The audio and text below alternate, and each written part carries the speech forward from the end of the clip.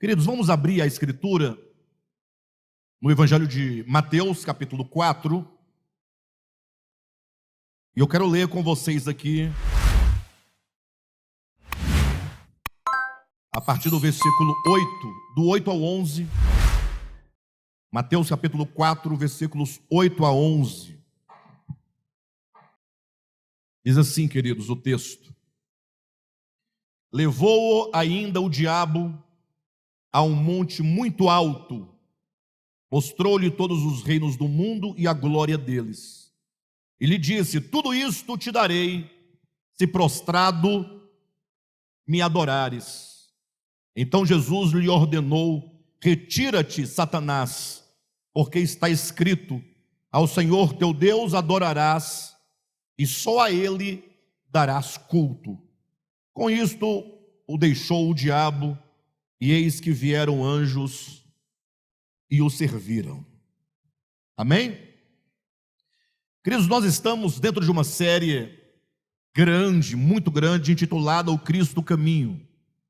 E dentro dessa série nós estamos dando uma atenção especial à tentação de Jesus no deserto, em 3 episódios. O episódio da primeira tentação, o episódio da segunda tentação, que falamos semana passada, e hoje vamos dar uma atenção ao episódio da terceira tentação.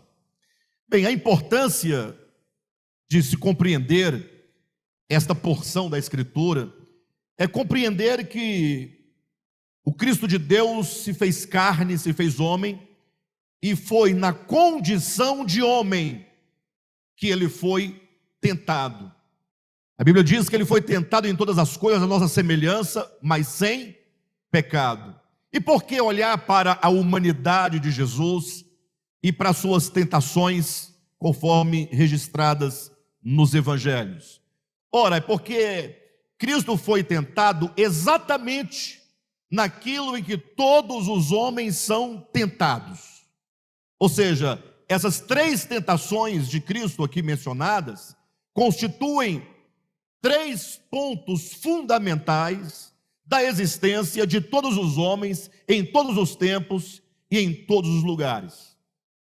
Mas como o cristianismo, na sua história, acabou reduzindo a ideia de vida cristã a um conjunto de coisas banais e de doutrinas criadas pelos homens, ocorre que eventualmente está lá o cristão e ele, digamos, eu vou dar apenas um exemplo, tá? Poderia ser qualquer um outro, mas eu vou dar um exemplo mais prático para que ninguém tenha dúvida do que eu estou dizendo. O camarada bebia cerveja na sua época lá de não cristão, não evangélico, se converteu, e aí lhe foi ensinado que ele não pode continuar a beber e deve parar, essa é a vontade de Deus, e etc. Só que ele gosta muito, né?